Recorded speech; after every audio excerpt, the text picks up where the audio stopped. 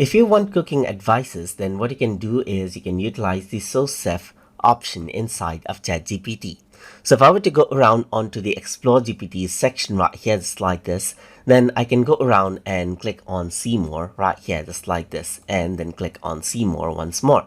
And over here, you can see that Sous Chef is an option. So if I were to go around and click on Start Chat right here, just like this, then what happens is that I get the Sous Chef option right here.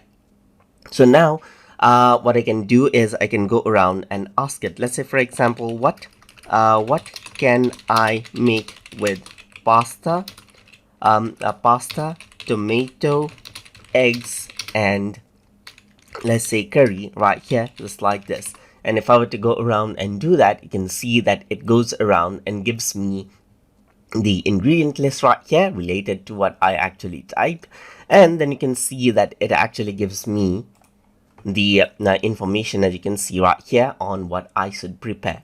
And that is what Sous Chef does. It helps me to actually cook things, and then it helps me to actually go around and then advise me for how to cook things. So hope you guys learned something as always. And as always, please like, comment, share, and subscribe.